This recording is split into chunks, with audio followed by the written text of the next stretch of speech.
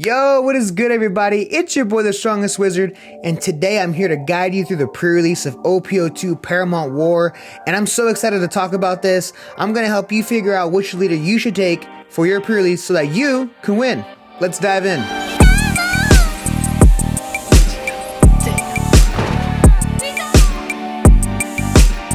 Alright guys, before we get into it, I want to talk about and cover the rules a little bit, just like some general things that you probably already know. But just real quick, when you go to a pre-release event, you're going to give 6 packs. You're going to get 6 packs, right, of OP02. You're going to make a 40 card deck out of that. And you can make pretty much mix and match any color into a deck. So whatever you think it would be have really good synergy, or just cards that you think are just really good, you want to add all the blockers you get, which you probably already want to do, into your 40 card deck, you totally can. And if you get 8 copies of the same blocker, you can run all 8. It really does not matter. So same thing with event cards. You can have a blue, red, and purple event card in your deck, as many as you want, as long as it's from the same cards that you pulled from the 6 packs, right?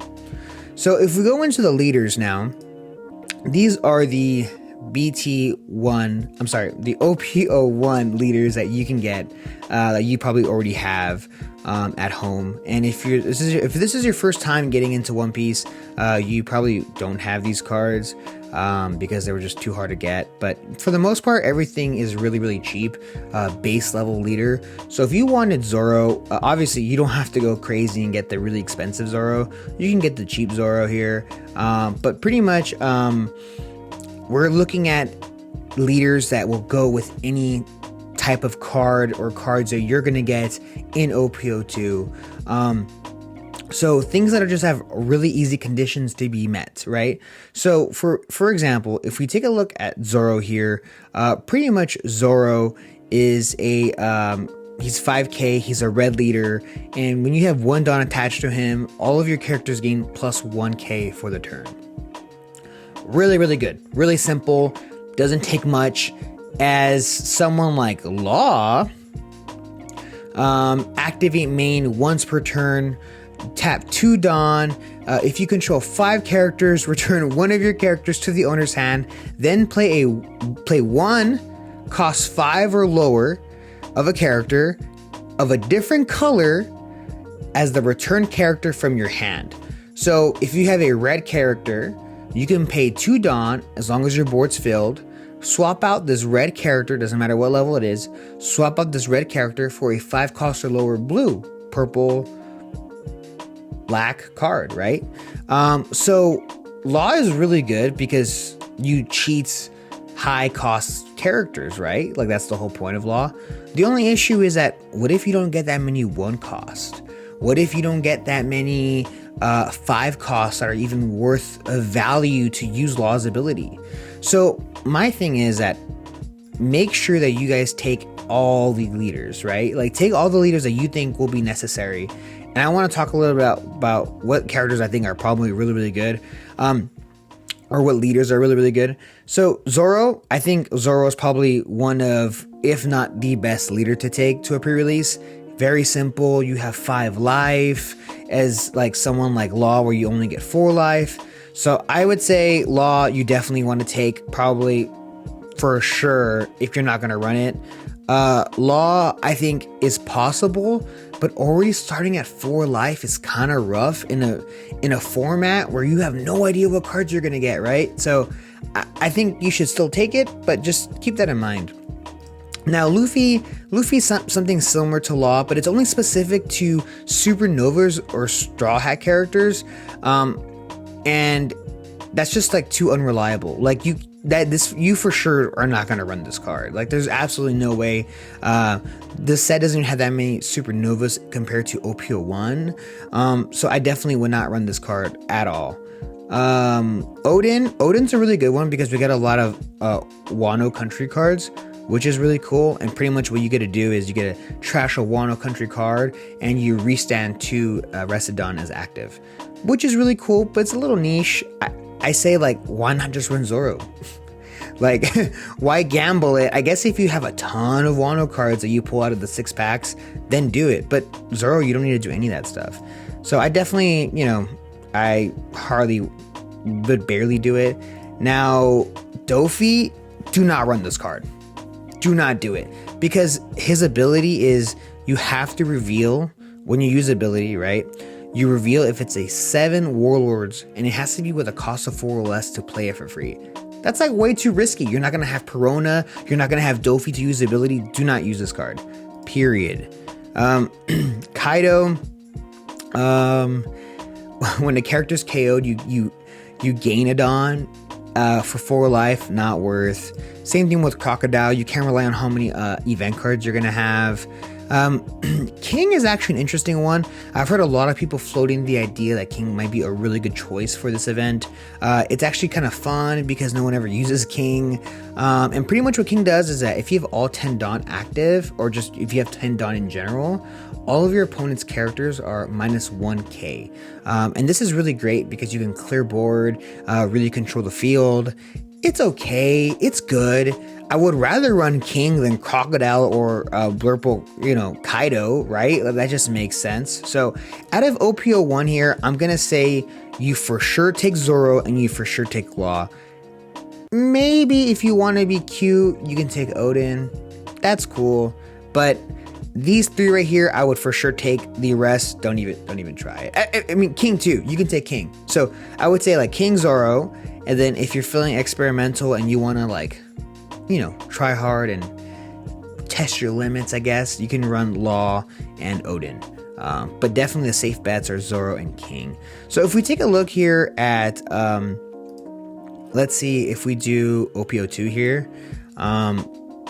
We have Mr. Whitebeard, and pretty much end of your turn, add 1 card from the top of your life to your hand. He's a 6k leader, and he actually is the first leader to ever have 6 life.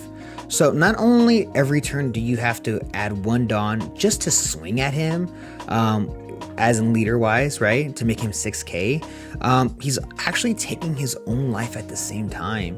So he has a little bit of extra draw power. The only issue is, if I played this deck and they have pre-release and I pull in a Whitebeard, I'm not running him. The reason why I'm not going to run Whitebeard is because you don't know how many blockers you're going to get. Whitebeard is only viable if you have enough protection, and from what you might know, you might not have any protection. So I wouldn't risk it. If you feel that confident that you have enough blockers, then by all means run it, but I would not recommend it at all. The second one is Garp here. Garp is another dual color, red and black. First time we see that, and it's a 4 life leader. And effect your turn, when you attach 1 Dawn to this leader or your characters, reduce by 1 cost up to one of your opponent's cost 7 or lower characters this turn. It's okay. I would not do it. I'd rather take Law for sure. But yeah, I wouldn't even give it the time of the day, honestly. Kinemon's a really good leader in OP02. And what it does is once per turn, when you have 1 or less characters in play, reduce the cost of the next cost 3 or higher Wano country type character card you play from your hand by 1 during this turn. Now this is really good if you get a lot of Wano cards, because you can play things for really cheap, but you almost never can go that wide to use the ability. You always have to have 1 or less characters in play. So this really all depends on how many Wano cards you get, right? So it's kind of, you have to play it by ear. But if you compare cards like this between like King or Zoro, you don't have to rely on anything. You don't have to meet any kind of specifics to do its ability, especially Zoro. This you do, right? You have to, like, in order to use ability and take advantage, you have to have 1 or less characters. So, the next the leader that we have is actually Sanji here. And Sanji is once per turn, when you play a character without an effect from your hand, if you have 3 or less characters in play, set up to 2 of your Dawn as active. This is another leader that is only 4 cost. The dual color doesn't matter, like, once again, because you can use any color. So just the 4 life plus the ability, I wouldn't use this either. The next one is actually Ivankov. I actually really love this card. I think it's really cool, and the effect is that at the end of your turn, if you have 0 cards in your hand, you draw 2. This actually might be really good in the pre-release, and the reason is that you can have cards in your hand, and if you have like counters, you can just dump them. You might not even have blockers. You might not even need them because all you need to do is counter out of your battles, right? So if my opponent attacks me with 6k at lead, which is Ivankov, I'm gonna go ahead and dump. Let's say I only have 2 cards in hand. I can dump all 2 just to counter out of it, and then I'm able to, at the end of my turn, I can draw 2 more cards. That's pretty good. You're able to cycle through, you're able to make sure that you don't have to rely on blockers. Even when you get a brand new character that's like high cost, you don't have to worry about splitting your Dawn equally. You can just like slap things down and you have guaranteed draw power at the end of your turn, which is really nice. I actually, if I pull Ivankov, it might be kind of cool to run him. Is Zoro and maybe some other leaders a little bit more consistent? Yeah, probably. But I think it's really cool. I think it'd be pretty nice. Next one is Magellan here. Your turn, once per turn, when a Dawn card is returned from your field to the Dawn deck, this leader gains plus 1k power during this turn. This is not a good card. You have to rely on that. Having something to return a Dawn back to your deck in order to use its ability, not worth it. Do not use this at all. Next one is Z. Dual color purple and black. First time ever we see this. 4 life, 5k power. And the effect here is when attacking, Dawn -4, KO one of your opponent's characters that costs 3 or less. Then give this leader plus 1k during this turn. I think it's okay, but the issue is that when you -4 Dawn, you're gonna put yourself at a huge disadvantage against your opponent because they're gonna be just getting regular Dawn, and you don't have that many ways to accelerate your Dawn. And with 4 life, is it worth it? Like, I don't think you should run this card. I would not run this card. Next is we have Smoker. Love this artwork, by the way. Love the full art. When 1 Dawn is attached to it, active main, once per turn, give one of your opponent's characters -1 to their cost during this turn. Then, if there is a character with a cost of 0, this leader gains plus 1k power during this turn. This ability only really works if you have a pure black deck that goes around the ability of lowering costs of characters and popping them. But unfortunately, I don't think you're going to have the same amount of consistency. So for that reason alone, I wouldn't run Smoker. And to close these things off here, we have the starter decks. So if we go to the starter decks here, let's see where my starter decks are. Right here, we got OP03 here, very nice. We have Monkey D. Luffy.